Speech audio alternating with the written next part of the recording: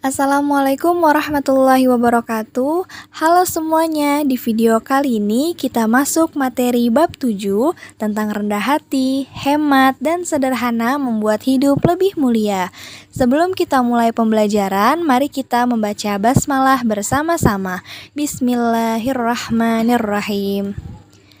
Adapun peta konsep dari kajian rendah hati, hemat, dan sederhana dalam Al-Quran yaitu: pertama, membaca ayat Al-Quran tentang rendah hati, hemat, dan sederhana, memahami bacaan tajwid hukum mat, menerjemahkan ayat Al-Quran tentang rendah hati, hemat, dan sederhana, mengaitkan tiap kata atau mufrodat ayat Al-Quran tentang rendah hati, hemat, dan sederhana, memahami kandungan ayat tentang rendah hati, hemat, dan sederhana, serta mengamalkan dan membiasakan akhlak mulia tentang rendah hati, hemat, dan sederhana.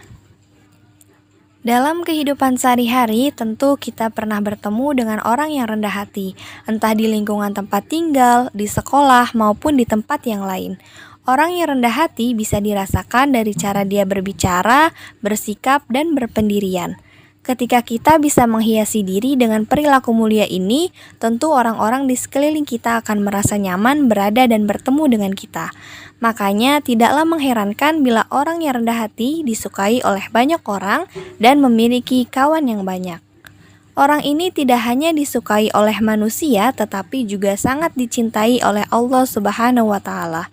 Betapa bahagianya hidup ini ketika kita dicintai oleh Allah Subhanahu wa Ta'ala dan disenangi oleh orang-orang di sekeliling kita.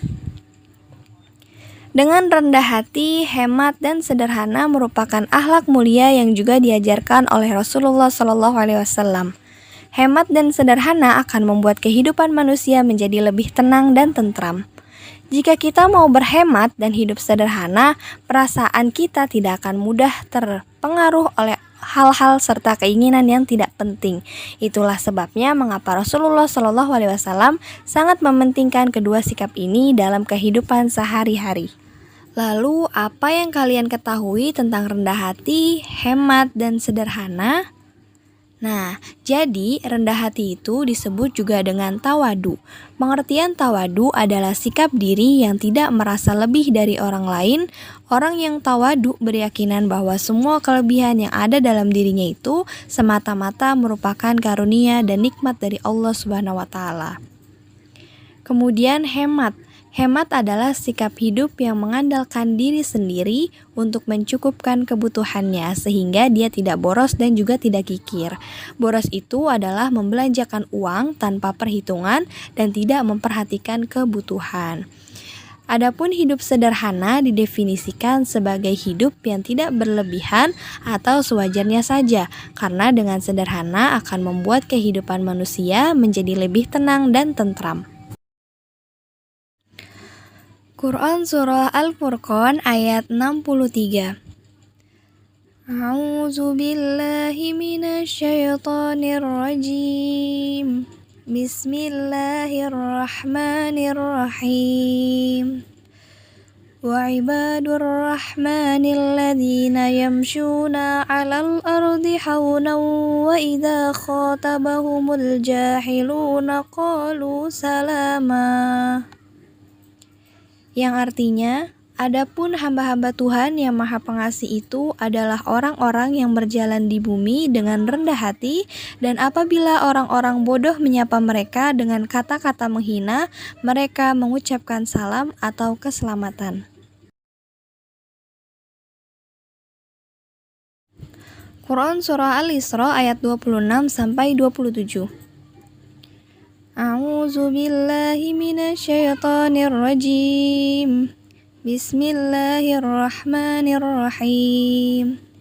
Wa ati dzal qurba haqqahu wal miskina wabnas sabili wa la tubazzir tabzira.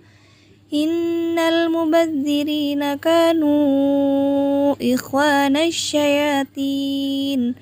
Wa kana asy-syaitanu lirabbihi kafura. Yang artinya, dan berikanlah haknya kepada kerabat dekat, juga kepada orang miskin dan orang yang ada dalam perjalanan. Dan janganlah kamu menghambur-hamburkan hartamu secara boros, sesungguhnya orang-orang yang pemboros itu adalah saudara setan, dan setan itu sangat ingkar terhadap Tuhannya.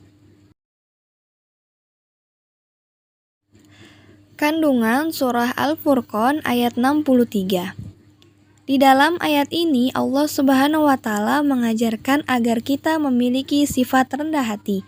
Sifat rendah hati ini harus diwujudkan dalam setiap perilaku kita, baik terhadap diri sendiri, terhadap Allah Subhanahu wa taala, maupun terhadap orang-orang yang jahil yang menyapa kita. Seorang muslim yang memiliki sifat rendah hati akan mendapatkan keridhaan dari Allah Subhanahu wa taala baik di dunia maupun di akhirat. Akhlak orang yang beriman adalah bersikap lemah lembut, sopan, menjaga tutur kata, dan menjaga kehormatan. Orang-orang yang memiliki sikap rendah hati akan mendapatkan rahmat dan kasih sayang dari Allah Subhanahu wa taala. Kandungan Surah Al-Isra ayat 26 sampai 27. Ayat ini diturunkan oleh Allah Subhanahu wa taala dalam rangka menjelaskan gaya hidup kaum jahiliyah yang salah. Kaum jahiliyah adalah bangsa Arab sebelum mendapatkan pencerahan cahaya Islam. Mereka suka sekali berfoya-foya. Mereka beranggapan bahwa derajat, kemasyhuran, kehormatan dapat dilihat dari kemampuannya dalam berfoya-foya dan menghambur-hamburkan hartanya untuk berpesta pora. Dengan demikian sudah jelas bahwa tindakan semacam ini dilarang oleh Allah Subhanahu wa taala. Sebaliknya, Allah Subhanahu wa taala mengajarkan kita agar bisa hidup lebih hemat, sederhana, dan peduli kepada orang lain. Hukum bacaan mat. Bacaan mat terbagi menjadi dua. Ada mat asli atau mat tabi'i. Yang kedua ada mat turunan atau mat far'i. Nah, di bagian mat far'i atau mat turunan juga terbagi lagi menjadi 4. Ada mat wajib mutasil, mat jaiz munfasil, mat arid, dan mat iwad. Mat asli atau mat tabi'i. Disebut mat tabi'i atau mat asli apabila terdapat harokat fathah diikuti alif, kasroh diikuti ya sukun, dan domah diikuti waw sukun. Cara membacanya adalah dibaca panjang satu alif atau 2 harokat. Contohnya, Kul a'udzu birabbin nas. Kata a'udzu merupakan mat tabi'i karena ada wawu sebelumnya adalah berharokat dhammah. Contoh selanjutnya, fi jidiha hablum mim masad. Fi dibaca mat tabi'i karena ada kasroh yang diikuti oleh ya sukun. Fi jidiha. Nah, kata ha juga termasuk mat tabi'i karena ada fathah diikuti oleh alif. Mat wajib mutasil. Dibaca mat wajib mutasil apabila terdapat mat tabi'i diikuti hamzah dalam satu lafaz. Mat tabi'i itu yang tadi ya, apabila ada harokat fathah diikuti alif, kasroh diikuti ya sukun, atau domah yang diikuti waw sukun. Nah, apabila mat tabi'i ini diikuti hamzah dalam satu lafaz maka dinamakan mat wajib mutasil. Cara membacanya adalah wajib panjang 3 alif atau 6 harokat. Contohnya, Idza jaa nasrullahi wal fath. Kata ja sama a itu masuk dalam satu lafaz ya, satu kata. Dibaca 6 harokat. Ada tandanya di atas, tanda bendera atau tanda pedang bertemu dengan hamzah. Contoh lainnya, as-samai dan sawaun. Mat jaiz munfasil. Apabila terdapat mat tabi'i diikuti hamzah namun dalam lafaz yang berbeda. Cara membacanya adalah dibaca panjang 1 alif atau 2 harokat, 2 alif atau 4 harokat, atau 2,5 alif atau 5 harokat. Contohnya, wala antum abiduna ma a'bud. Nah, di sini ada tanda bendera atau pedang yang panjang, ada mad tabi'inya juga bertemu dengan hamzah atau alif. Ya, disebut mad jaiz munfasil. Contohnya juga inna a'tainaka dan inna anzalnahu.